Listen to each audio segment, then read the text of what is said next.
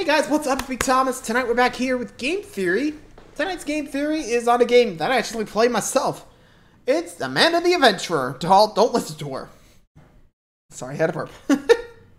Anyway, so you guys know I did a solo stream of this game and got all the endings after struggling for a little bit to figure out the nobody part.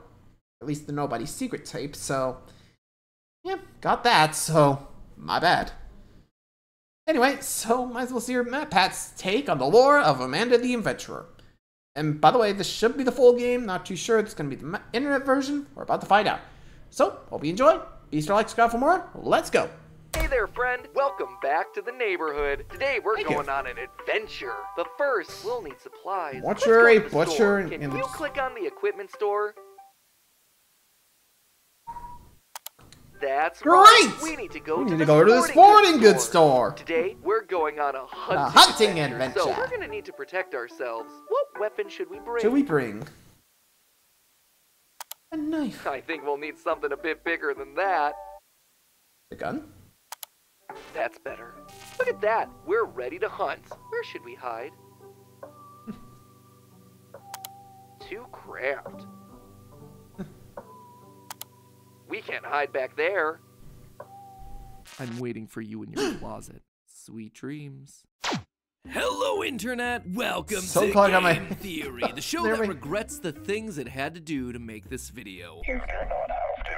Tell me the Lord. Yeah, we do. Oh, no! Give me another chance. No! Come here!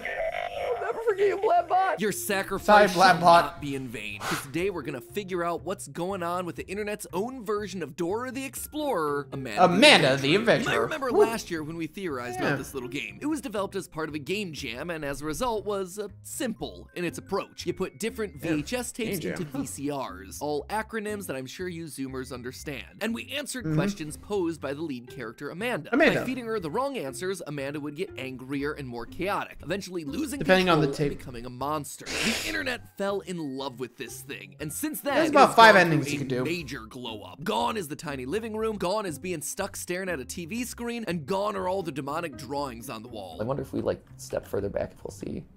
Oh yeah, you didn't look left. Oh, this is so different. Oh, they went hard on this new update. This is great. Instead, the full-length version of the game has us in an attic full of clever puzzles and old memorabilia that has a weird habit of appearing behind us. And requires a lot of multi-playthroughs. Hey, there's a cake. But the best thing to come out as part of the full-length version of the game, lore. Not only are there a bunch more tapes to watch through, there are secret tapes and multiple endings to find. And all of them paint a fascinating new story here. So, was my old theory right, or is there more hiding beneath the surface? Insert the tape, press play, and adjust your tracking, my friends. It's here we go. Begin. In this new update.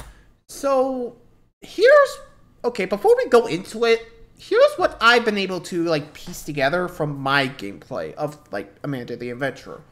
I'm not too sure how close it's gonna get. I mean, hey, I have experience since I actually completed the whole game itself. So basically, from what I understand, Amanda the Adventurer used to be a regular kids show, but something happened. I don't know what, but I'm guessing the creator's daughter must have died. How? Don't know. Or something. Must have been a demonic entity. I mean, how else do you explain the giant spider monster that looks like Amanda, right? So anyway, it steals her soul and eventually uses her to gather up all the other kids. Yeah, we actually saw one kid disappear like that. Mom looks away for 1 second, turns back, kid's gone, and the TV show is mentioning Chip. Yeah. Trust me, if you played the game, you know the tape. Anyway, might as well see what Matt Pat's dug up and see if I can point out anything.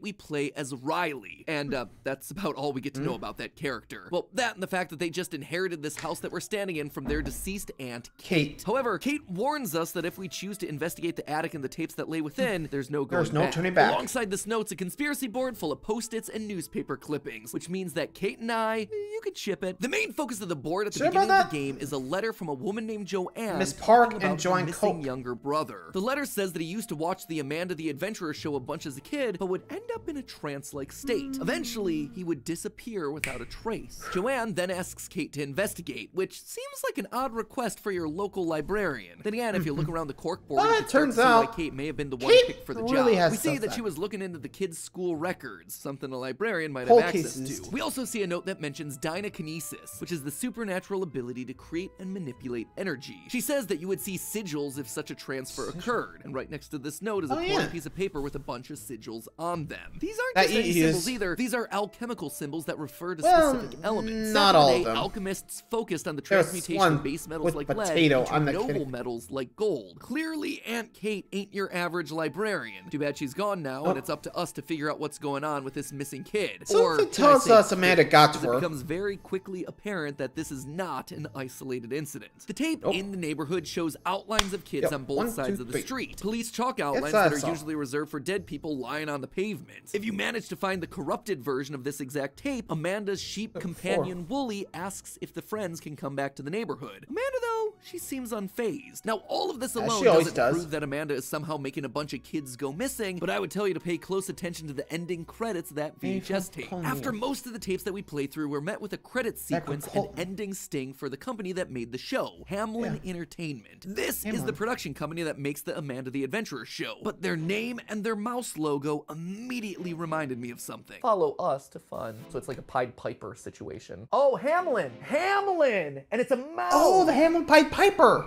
Yes? If you, like Ash, don't know what's going on, this whole thing's one big reference to the story of the Pied Piper. Basically, this fairy tale is the story of the town of Hamlin. See, there's the name right there. It's overrun by rats, and there's your logo. And so the town hires the Pied Piper to play his magic pipe to get rid of those rats. And he does exactly that. He plays a song that lures all the rats to him, where he then leads them down to the local river to drown themselves. However, when the town of Hamlin doesn't pay him for his services, he once again uses his pipe. But this time, he plays for the kids. All the children out of town. He marches them all over to a local cave where they're never seen again. This story seems to match the idea that the neighborhood is now missing all of Wooly's friends. Amanda is essentially our Pied Piper, and we actually see this firsthand through one of the game's secret tapes that you can unlock. Instead of our usual CGI Amanda and Wooly adventure, we actually get ourselves a home videotape of a girl named Lauren on her birthday. She's sitting there glaring at the TV, transfixed, much like we heard about in that note from Joanne at the beginning of the game. Her parents are trying to get her attention, telling her that they have her favorite ice cream ready, mint chocolate chip, which, whose favorite flavor is mint chocolate chip? I mean, it's good, don't get me wrong, but favorite? Never. Flavor preferences aside, the parents go back up to try and convince Lauren to come down the stairs, but she's gone. With the front door of the house left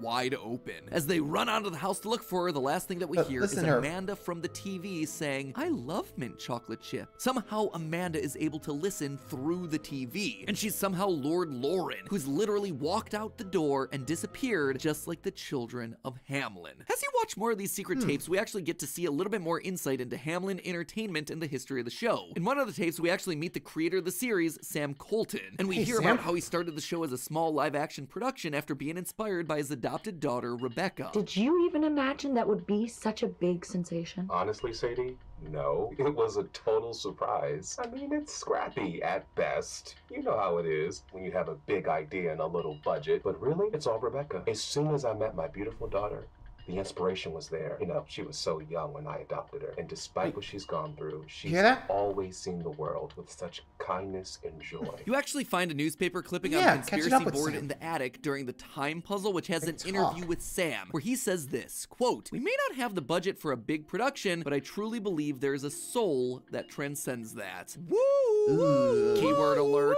Keyword alert. Anytime an indie horror game mentions the word soul, you know that things are gonna end badly. And sadly, my suspicions were correct here. In the VHS tape, Oh No Accidents, there's a flash frame that reveals a credit for a chief neurosurgical expert, which at first glance would make you go, why does a kid's show need that? But Amanda eventually answers that exact question for us in the tape, Everything Rots. Sometimes I feel myself rotting, but it feels far away. If she can feel her own body rotting far away, that means that Amanda has a physical body outside of the show. And who else is that going to be but the girl that played Amanda in the original live-action production, Rebecca? I suspect that this chief neurosurgical expert has figured out a way to put her mind, her consciousness into the series, literally becoming the soul of the show. She still does have some sort of So basically, they made the live action literally animated. Think about it. They transfer cognition into the animation. Begs the question, who's Wooly, though? Like, Wooly has that same, you know, fourth wall breaking aspect that Amanda does, right? I mean, think about it. During the Corrupted episode, I think, when, you know, she was trying to remember why, who brought him out? Who's Wooly? Because remember, the whole, psst, it's my birthday. You know, that. Think about it. You don't see that often. Anyway. Linked to her body, able to feel it rotting. But clearly, that's not supposed to exist, as the tape distorts anytime she thinks about it. There is good news, though. While her body may be rotting, clearly there's still a chance to save her. In the final tape, we see Amanda playing alone on a couch, drawing with crayons and asking if we can share secrets. If we say yes, the TV audio effects disappear, and clear as day, she tells us, I'm out there. Somewhere. Rebecca is alive. Sure, her body might slowly be atrophying and her mind might be separated from her body, but there is still time to save her. That said, we're gonna have to face the evil that's up ahead if we hope to do it. What is that evil? Ask yourself well, this. Why would Sam, Rebecca's seemingly loving adopted father, do this to her? Was it just to make the show more popular? Tells me Did he need to not gather so more much. children Might have been to Hamlin. Pied Piper? I know we talk a lot about awful father figures across the various series that we cover on the show. Yeah, Sam's innocent from what I could tell. Just maybe this one would be a little bit different. Thankfully, it is. The indie horror gods heard my plea with this one because it turns out that Sam isn't the one at fault here. Yeah. He is no longer the one steering the ship. Yes, Amanda the Adventurer was his live-action production, but he sold it to Hamlin Entertainment. Hamlin is a third party that actually bought out the rights to the show and turned it into an animated adventure. Last year, Hamlin Entertainment purchased rights to the live-action program starring Colton's daughter Rebecca. As budget and production value increased, Hamlin reimagined the show as an animated series, planning to syndicate the program nationally. Well, this sounded like everything that Sam wanted on paper. In practice, he started to feel more and more uncomfortable with how the production was being run. In the green tape, we actually listened to a recording session. There, we hear Rebecca saying a handful of what seemed like random phrases. Listen. Rebecca, that was great. Let's move on to the next one. Pie man. Pie man? Lamb. What is this? What is she reading? Just a few simple words. This script is specifically tuned to Lamb, pie man, what? Reaction. The what? I want this to stop. Sam, why don't you take a walk for a few minutes? The person directing claims that this is to train the technology's dynamic voice reactions, which is plausible. That's not even a thing back then, right? Voices that we see all over the internet. However, this series, Amanda the Adventurer, is set in the early 2000s. Technology was not that advanced back then, so Sam is right to be suspicious of it all. And then Rebecca says this.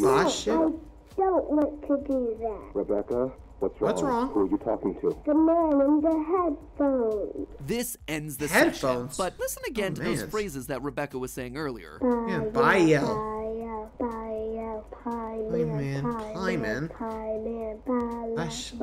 lamb. At first, they seem to be phrases that can be used in pretty much any episode. Ba lamb for when they go to the farm. Pie man for when they go to a bakery or bake some pies like you do in the first VHS tape. So what's the big deal here? Well, what if I told you that these phrases actually have a secondary meaning? That one? All three of them, Bael, Pie Man, and Ba Lamb, are phonetic ways of pronouncing the names Bael, Paimon, and Balam. Three king demons from the Ars Goetia. Chanting the names of demons has always been part of summoning rituals, especially when you're talking about these sorts of things in pop culture contexts, and that's exactly what Hamlin's trying to do here. Why else would there be a containment specialist that's listed in the credits of the initial Neighborhood video? After chanting the words, Rebecca hears the voice of a man in her headphones, one of these demon kings, all of whom are described as having a hoarse voice. While all of these demons are certainly different, they do share a couple of similarities. They all control large legions of lesser demons. They're all able to inform or give the gift of the three kings of hell. But most importantly, they all require hosts to manifest, and usually this involves we saw that either as sacrifices or to physically be the host. That is what Hamlin are doing here. So they which one is it, Rebecca the former or the and latter? Their children to become hosts and sacrifices in order to summon these demon kings and gain their knowledge and power. These children would be led to the slaughter, which is why no matter what location you pick, it always leads you back to the butcher. The eyes on those meat products aren't just a cute aesthetic choice, my friends. Those are past victims, past children that have been led to the chopping block. However, there was...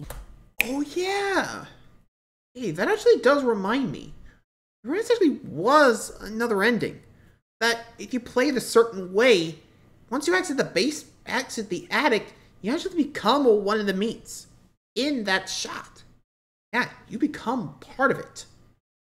I'm not kidding. I don't remember exactly how you did it. I know the first, like, if you play it normally, like, you know, follow the instructions, all that. So, you're gone. Bye. Yeah. But, I think it's after we go through, you know, the, think. I'm sorry. It's been a while since I played it, so I don't remember off the top of my head.